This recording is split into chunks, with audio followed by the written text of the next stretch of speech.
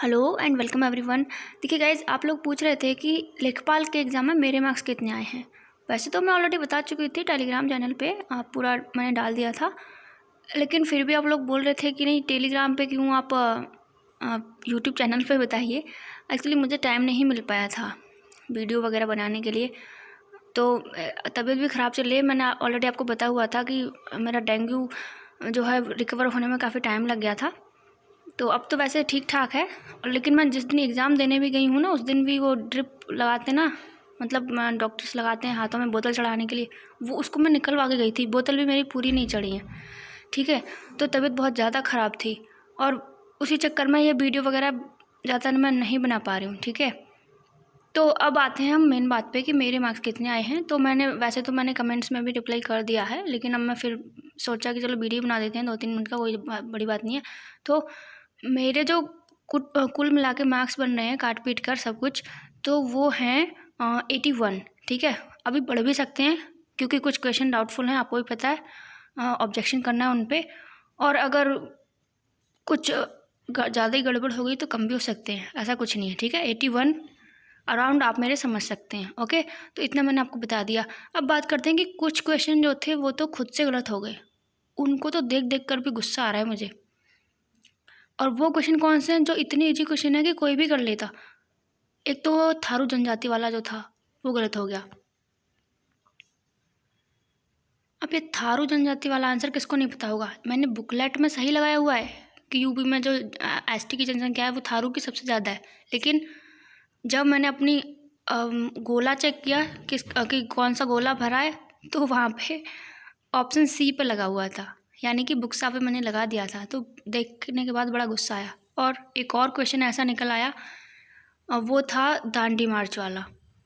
Actually Dandi मार्च वाले में तो मेरा दिमाग ही घूम गया था। मुझे लग रहा था कि दांडी के लिए यात्रा तो उन्होंने साबरमती से शुरू की थी। एक्चुअली मैंने स्पेक्ट्रम पढ़ी हुई है, तो वहाँ पे यही लिखा हुआ था कि जब उन्होंने 11 सूत्री मांग पेश करी थी गांधी जी ने और वो नहीं मानी गई थी, तो उसके बाद उन्होंने कहा था कि हम ये करेंगे। तो उन्होंने दांडी से 12 मार्च को उन्होंने यात्रा शुरू करी थी, लेकिन नमक सत्याग्रह तो वहाँ पे नमक बनाकर ही शुरू किया था ना। तो ये चीज़ मेरे दिमाग में आ गई, पता नहीं क्या क्या दिमाग में आ गया उल्टा सीधा, और बस मैंने फाइनली दांडी पे लगा दिया, साबरमती पे नहीं लगाया। और अब जाके मुझे पता चल रहा है कि कुछ ग्रुप्स में बातें हो रही हैं कि साबरमती नहीं है इसका, तो दांडी सही है। तो अब मुझे नहीं पता कि कौन सा सही है, मुझे तो अपना ही गलत लग रहा है, दांडी मैंने लगा दिया क्योंकि शुरुआत तो वहीं से हो गई थी ना। वो उसका उद्देश्य क्या था, दांडी यात्रा का उद्देश्य तो यही था ना कि नमक सत्याग्रह करना है। तो अब जो भी सही हो, अब कुछ लोग इस पर भी ऑब्जेक्शन कर रहे हैं, तो आप उनकी मर्जी है, करें, इससे कोई फ़र्क नहीं पड़ेगा। फाइनल जो डिसीजन होगा वो तो आयोग का ही होगा, राइट। और अब बात कर लेते हैं, 2 क्वेश्चन तो मेरे ये गलत हो गए। एक वो कर्म कारक वाला जो है, कर्म कारक वाले में तो हो भी सकता है कि मार्क्स मिल जाएँ, मतलब 50-50 चांसेस ही आप लोग कह सकते हो, 50-50 ही हैं, क्योंकि ऑथेंटिक बुक की ही बात कर रही हूँ मैं। ऑथेंटिक बुक में मैंने जो सुबह आपको एक दिखाया था, पृथ्वीनाथ पांडे की बुक है आई थिंक वो, अब मुझे याद नहीं आ रहा इतना। तो उसमें दिया हुआ है कि जो हमेशा के लिए कोई चीज़ दे देते हैं वहाँ संप्रदान कारक होता है। तो हरि ने मोहन को पैसे दिए ऐसे करके कुछ वो था वहाँ पे, तो उसमें अपादान भी, वो क्या बोलते हैं, कर्म कारक भी दिया हुआ था। तो अब इसमें 50-50 चांसेज हैं कि हो सकता है या नहीं हो सकता है, राइट। लेकिन हाँ, जीवन पति में आपको फुल मार्क्स ज़रूर मिलने हैं, जीवन पति में तो मिलने ही मिलने हैं।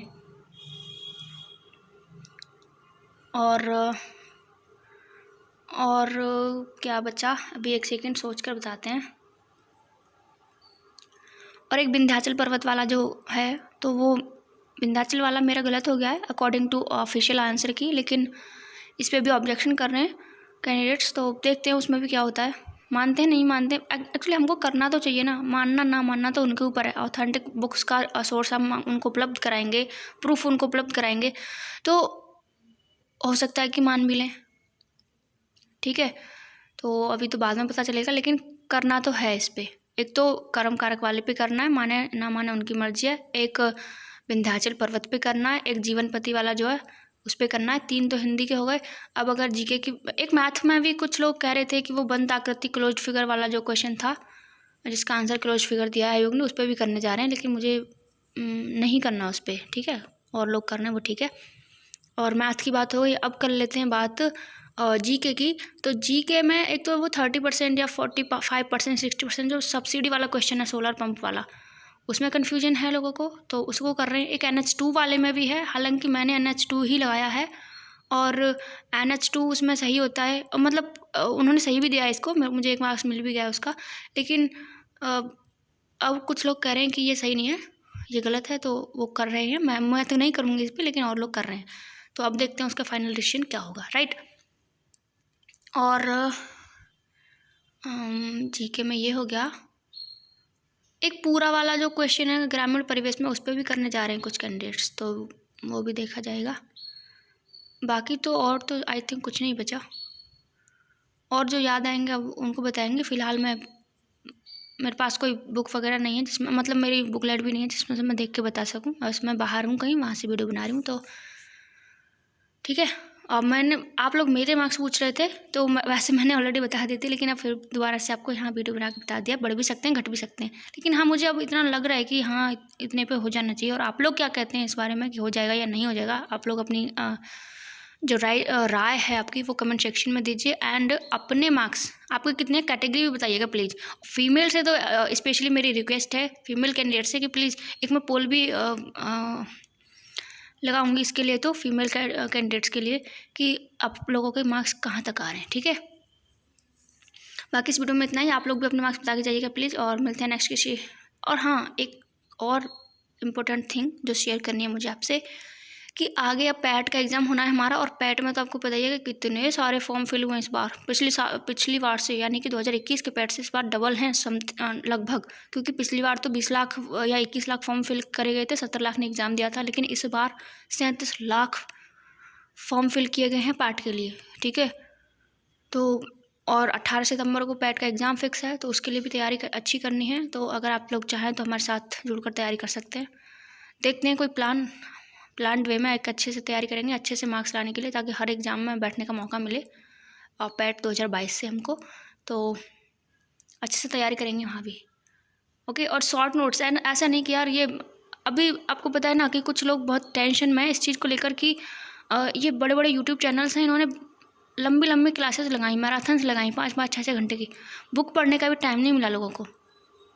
तो अब इस एग्ज़ाम के बाद, यानी कि लेखपाल एग्ज़ाम के बाद, लोगों को ये तो समझ में आ गया है कि ये मैराथन वगैरह करने से कुछ नहीं होगा। करंट की आप कर लीजिए, कोई दिक्कत नहीं है, करंट की तो मैराथन ही करनी चाहिए। और वैसे आप 10-5 मिनट करंट में रोज़ निकाल देंगे डेली का डेली, तो आपको वो भी करने की ज़रूरत नहीं पड़ेगी। लेकिन हाँ, जो वैसे सब्जेक्ट्स पे उन्होंने आपको बुक पढ़ने तक का टाइम नहीं मिला, बुक में से पढ़ो, सबसे अच्छा सोर्स बुक ही है, ठीक है। यूट्यूब पे क्वेश्चन कराते हैं, तो क्वेश्चन आप कितने क्वेश्चन कर लोगे? वही क्वेश्चन तो नहीं आते हैं।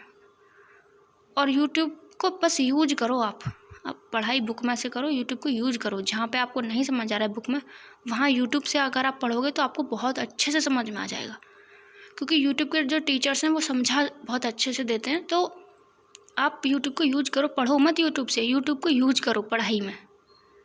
टोटली उस पर डिपेंड हो गए आप लोग, PDF पर डिपेंड हो गए। PDF मैं तो बता रही हूँ अपनी बात आपको सच में, कि मैं मेरे फ़ोन में भी हज़ारों PDF पड़ी होंगी, क्योंकि फ़ोन में इतना स्पेस भी नहीं बचा, रोज़ाना क्या बोलते हैं क्लियर करना पड़ता है।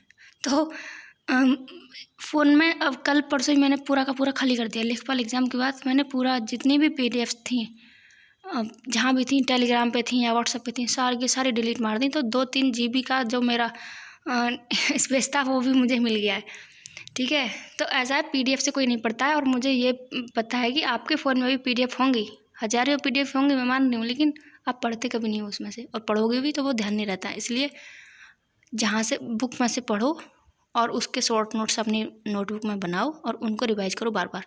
और हर एक जो भी एग्ज़ाम आए, हर एक एग्ज़ाम में उन्हीं नोट से रिवाइज करके जाओ, एकदम अच्छा स्कोर करके आओगे, ओके। तो अब वीडियो ज़्यादा लंबा हो गया, किसी नेक्स्ट वीडियो में इससे आगे की बात करेंगे कि कैसे प्लान वे में पैट 2022 की तैयारी करनी है हमको, ओके। सो मिलते हैं नेक्स्ट वीडियो में। अपने मार्क्स जरूर बता कर जाइएगा, okay. So thank you so much and bye bye.